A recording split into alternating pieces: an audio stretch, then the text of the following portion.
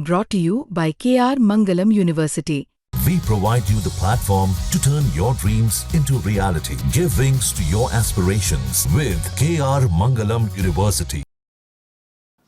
पाकिस्तानी बार बार कहते हैं कि हमारा पहलगाम हमले से कोई लेना देना नहीं है, लेकिन आज पाकिस्तानियों के मुंह पर एक करारा तमाचा है वो रिपोर्ट जिसमें पाकिस्तानी बार बार अमेरिकियों से फोटोग्राफ्स मांग रहे थे पहलगाम वाली जगह का। पिछले एक साल से वो कई बार तस्वीरें मांग चुके हैं। ये बिल्कुल एक डिटेल रिपोर्ट है जो हर एक पाकिस्तानी की मुंह पर एक करारा तमाचा होगी, जिसमें साफ तौर पर आपको पता लग जाएगा कि किस तरीके से जो पाकिस्तानी हैं पिछले एक साल से भीख मांग मांग कर अमेरिकियों से कह रहे हैं कि हमें पहलगाम, अखनूर और उसके आसपास के जितने भी जंगल वाले इलाके हैं उनकी एक डिटेल फोटोग्राफ ला कर दीजिए। एक फोटो के लगभग वो 3 लाख रुपए भी चुकाने को राजी हो जाते हैं। पिछले एक साल से यानी जून 2024 से यह सिलसिला शुरू होता है और यहां तक कि जब आतंकवादी 22 अप्रैल 2025 को आतंकवादी हमला कर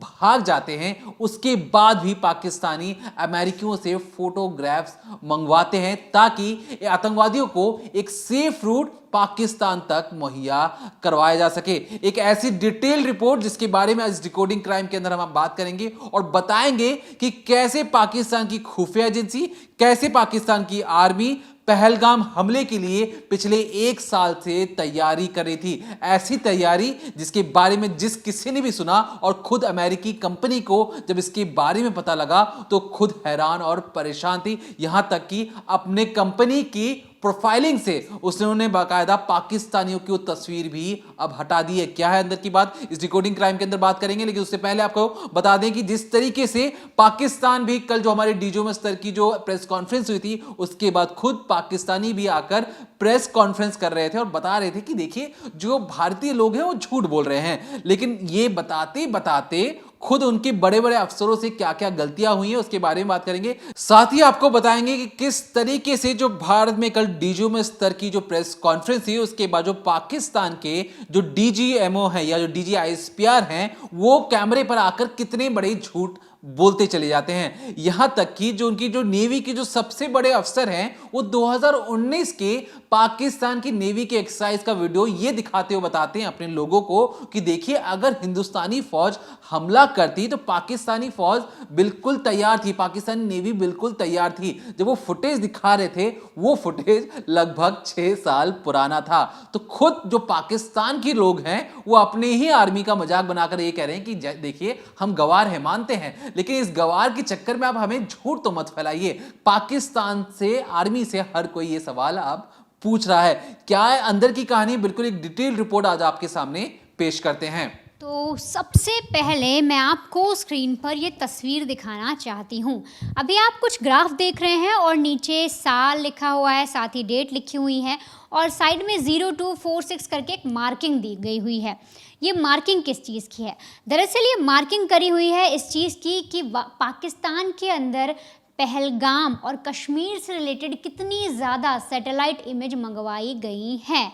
अब इस पूरी कहानी को समझने के लिए, इस पूरी चीज़ों को जानने के लिए आपको एक नाम पहले समझना होगा, मैक्सर टेक्नोलॉजी। आखिर ये मैक्सर टेक्नोलॉजी क्या है? दरअसल ये एक यूएस बेस्ड फर्म है प्राइवेट, जिसका बेसिकली काम होता है कि जो सैटेलाइट इमेज होती हैं, जैसे आप गूगल पर जब गूगल मैप खोलते हैं उसके ज़रिए आप सैटेलाइट इमेज देखने की कोशिश करते हैं तो आपको दिखती ज़रूर है पर इतनी ज़्यादा क्लियर नहीं दिखती होगी। लेकिन जो मैक्सर टेक्नोलॉजी है, जो यूएस बेस्ड फर्म है, प्राइवेट एंटिटी है, ये जो है इसके पास ऑथराइजेशन है कि ये किसी भी शख्स को या जो इनके क्लाइंट हैं उनको बेहद करीब से सैटेलाइट इमेज दे सके। यानी कि आप ये समझिए कि जब ये सैटेलाइट इमेज लेती है, पूरी पृथ्वी की ले रही है और किसी एक एरिया को मार्क किया गया, मान लीजिए इंडिया के गुजरात में इसे एक जगह का लेना है और वहाँ पर जब ये स्क्रॉल करेंगे, जूम करेंगे, जूम करेंगे, जूम करेंगे तो इस हद तक जूम हो सकता है कि अगर वहाँ पर मैं खड़ी हुई हूँ और मैंने क्या पहना है, मेरे हाथ में किस कलर की वॉच है, ये जो घड़ी है, ये तक उन्हें दिखाई देगी। आप सोचिए इस लेवल तक की जो इमेज है वो ये प्रोवाइड कराते हैं।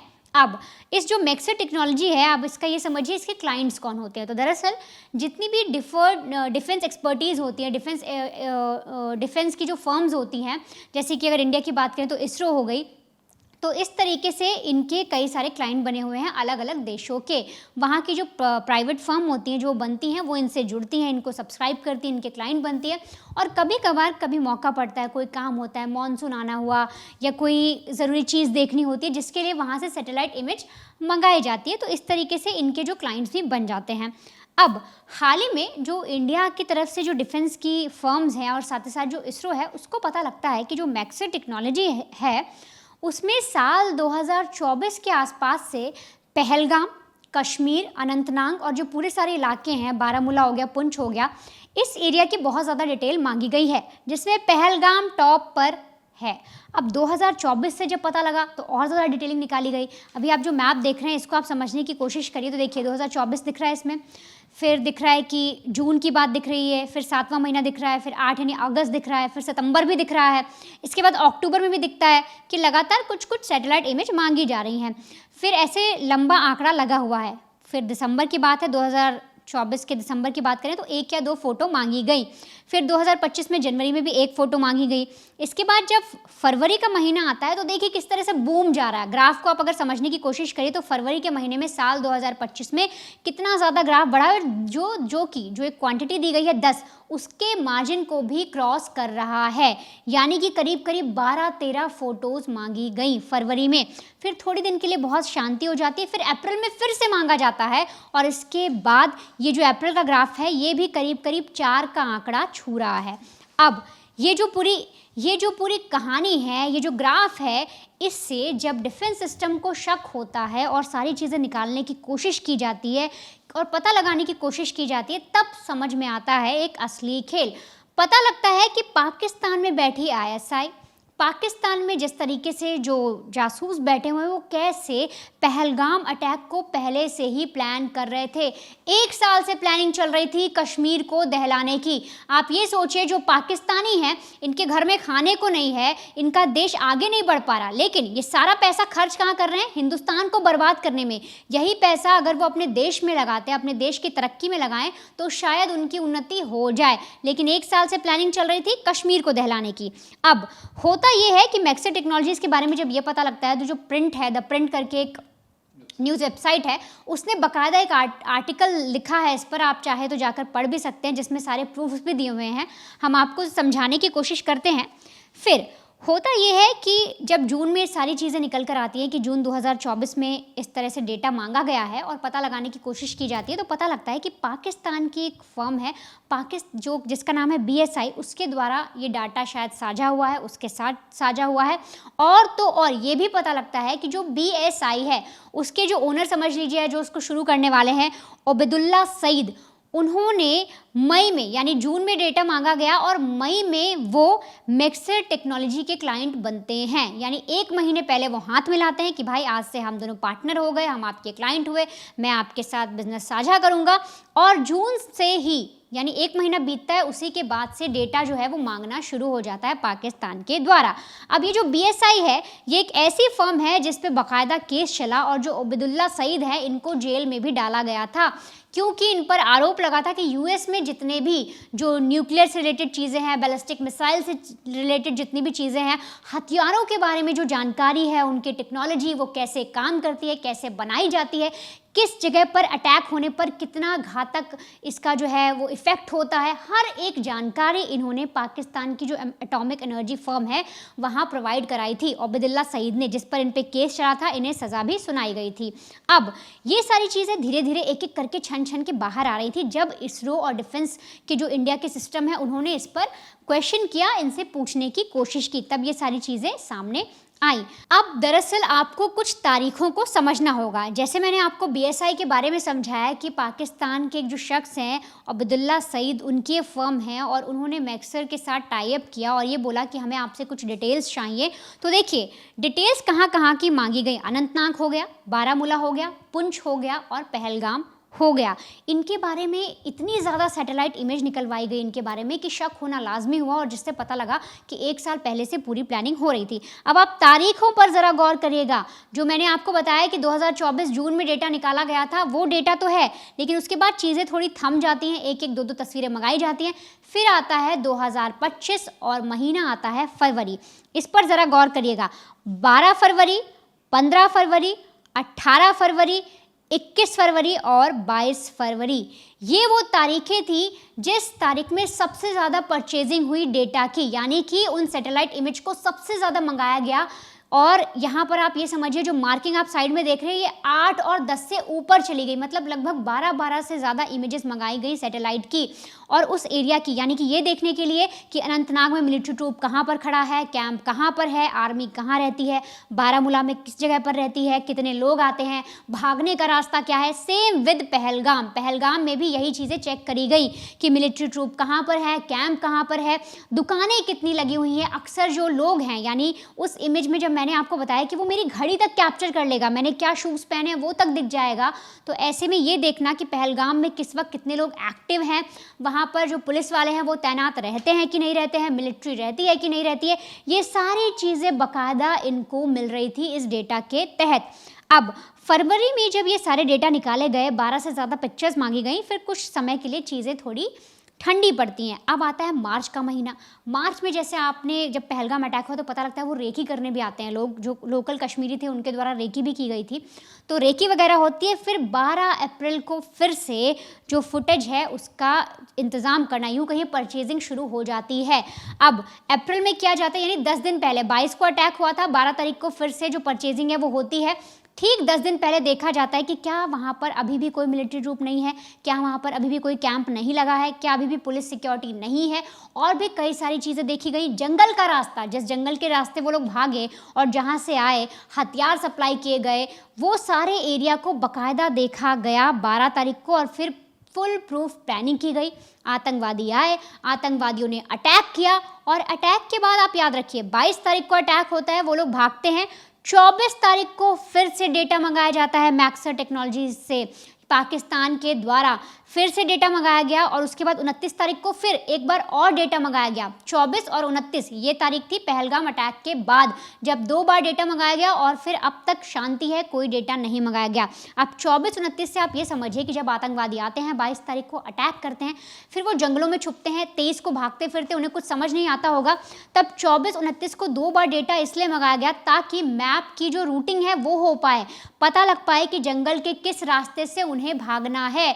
ये जो सैटेलाइट इमेज है बाकायदा दिखाएगी कि पेड़ कितने लगे हुए हैं, इस पेड़ के जरिए आप कहाँ निकल सकते हैं, कौन सा रास्ता कहाँ जा रहा है, भागकर किस टीले पर पहुँच सकते हैं, आर्मी आपसे कितनी दूर है, हर एक इमेज, हर एक चीज़ पहुंच जाती है। और इसीलिए 24 और 29 को फिर से डेटा मंगाया गया, जिसके ज़रिए जो आतंकवादी हैं वो भागे। और अब आप इसके पीछे का मकसद समझिए। क्या आपको लगता है कि जो पूरी प्लानिंग की गई, ये जो पूरी प्लॉटिंग की गई, इसके पीछे उन आतंकवादियों का हाथ है जो लड़के ट्रेन किए जाते हैं? बिल्कुल नहीं। इसके पीछे हाथ है ISI का, वहाँ की सेना का, वहाँ के जो बड़े बड़े पद पर अधिकारी बैठे हैं। वो लोग 1 साल से प्लान कर रहे थे कि भारत में इस तरीके से आतंकवाद को और दहशतगर्दी का जो पैर है वो पसारे जाए, वहाँ पर कुछ ऐसे खतरनाक इरादों को, खतरनाक मंसूबों को अंजाम दिया जाए। और ऐसे लोगों ने, ISI ने, बड़े बड़े वहाँ के ऑफिसर्स ने ये पूरा दिमाग लगाया, और इस तरीके से 1 साल पहले से पूरी प्लानिंग शुरू की गई। कई सारे एरियाज देखे गए और उनके दिमाग में बैठा पहलगाम, क्योंकि उन्हें पता लगा वहाँ पर टूरिस्ट आते हैं, वहाँ पर इस वक्त जो एरिया है वहाँ ज़्यादा पुलिस मौजूद नहीं है, सिक्योरिटी नहीं थी, और इसीलिए उसको निशाना बना लिया गया। देखिए, जो भारत सरकार ने जिस तरीके से कड़ी चेतावनी दी है कि अगर गोली मारा जाएगा तो हम यहाँ से गोला मारेंगे, अगर वहाँ से एक भी आतंकवादी कोई भी कार्रवाई होगी तो उसे युद्ध विराम का उल्लंघन माना जाएगा और सीधे जंग होगी पाकिस्तान के खिलाफ।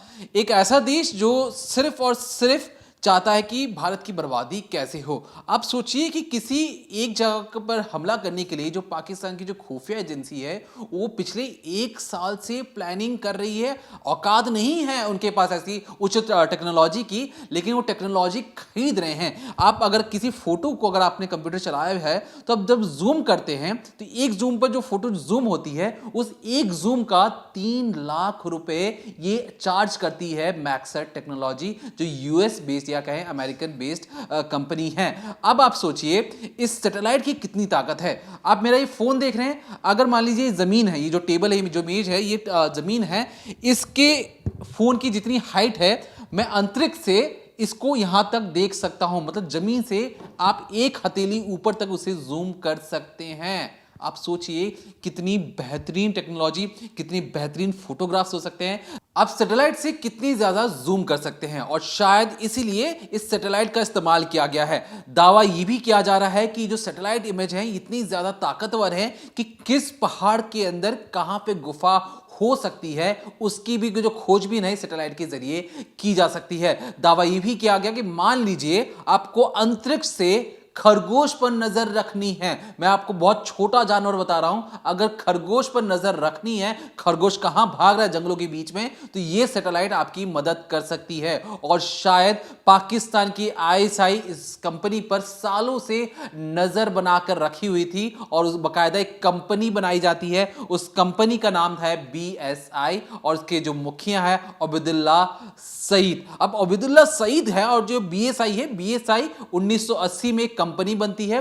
दावा यह किया जाता है कि ज्योग्राफिकल एनालिसिस या पहाड़ों की पढ़ाई के लिए, डाटा इकट्ठा करने के लिए, कंप्यूटर माइनिंग करने के लिए एक ऐसी कंपनी बनाई जाएगी जो तमाम देशों के साथ पार्टनरशिप करेगी और उसके बाद डाटा कलेक्ट करेगी। अब इस डाटा का क्या होता है?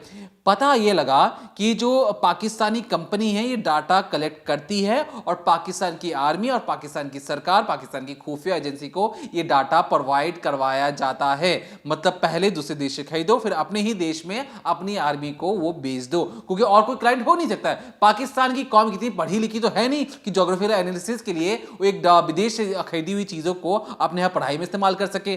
पहली चीज। दूसरी चीज, जो अब्दुल्ला सईद हैं, जो इनके इस कंपनी, पाकिस्तानी कंपनी के जो मालिक हैं, उसके बारे में आपके लिए जानना बेहद जरूरी है। अब्दुल्ला सईद के बारे में हम बहुत खोजबीन कर रहे थे। पाकिस्तानी जो आर्मी है, पाकिस्तानी जो सरकार है, छुपाने की बहुत कोशिश की है। लेकिन अब्दुल्ला सईद के बारे में जब अमेरिकन ने बताया कि इन्होंने क्या किया, एक एटॉमिक एनर्जी वाली कंपनी से जुड़ते हैं, वहां से बैलिस्टिक मिसाइल की टेक्नोलॉजी, वहां से न्यूक्लियर टेक्नोलॉजी, कुछ न्यूक्लियर के जो सामान थे वो अमेरिका से निकालकर पाकिस्तान चुपचाप पहुंचा देते हैं। जब अमेरिकियों को इसके बारे में जानकारी लगी तो उन्हें लगा कि ये तो हमारे साथ धोखा हो रहा है। पार्टनरशिप के नाम पर ये हमारी टेक्नोलॉजी को हमारे देश से बाहर निकालकर अपने देश में लेके जा रहे हैं। एक ऐसा देश जिस पर कई बार दावे लगे कि तालिबान से लेकर खुद वहां का आतंकवादी संगठन भी उस न्यूक्लियर साइट पर अटैक कर कब्जा कर सकता है। एक ऐसे देश में अमेरिकी टेक्नोलॉजी जारी है जिसका उन्हें पता ही नहीं है। और इसलिए अब्दुल्ला सईद को यूएस फेडरल क्राइम का एक क्रिमिनल माना गया। 2022 में 1 साल जेल के अंदर रहते हैं और मोटा जुर्माना उन पर लगाया जाता है। जब हमने इसके बारे में जानने की कोशिश की कि इतना मोटा पैसा, बहुत मतलब मैं करोड़ों अरबों की बात कर रहा हूं, इतना मोटा जुर्माना लगाया गया, उसके बाद किसी ने उस पैसे को चुपचाप दे भी दिया। किसने दिया, कैसे दिया, कौन सी, क्या उसी कंपनी ने दिया, कोई जानकारी नहीं है।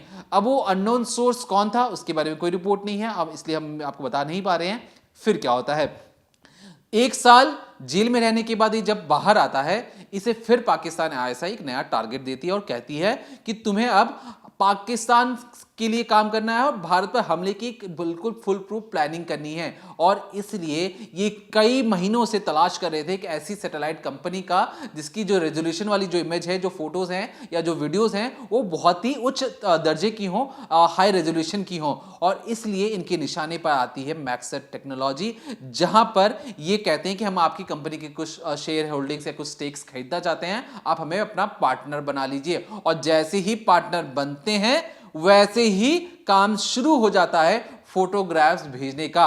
यहां तक कि जो बीएसआई वाली जो कंपनी, जो पाकिस्तान बेस्ड कंपनी है, ये बीएसआई कंपनी बांग्लादेश में भी एक्टिव है, ये बीएसआई कंपनी कई सारे मिडिल ईस्ट में भी एक्टिव है और खुद पाकिस्तान के अंदर उसके 5 से 6 हेडक्वार्टर हैं। इतनी बड़ी मल्टीनेशनल कंपनी तो है नहीं, लेकिन एक छोटी सी कंपनी के 5 से 6 हेडक्वार्टर होना, वो भी तमाम आर्मी हेडक्वार्टर के आसपास होना, आप समझ सकते हैं कि ये कंपनी किस नाम से है। मतलब ये सिर्फ और सिर्फ मुखौटा है। पाकिस्तान आर्मी, पाकिस्तान की जो खुफिया एजेंसी है, वो एक तरीके से इसे चला रही थी और अपने फायदे के लिए इसका इस्तेमाल कर रही थी। अब बात करते हैं उन आतंकवादियों के बारे में।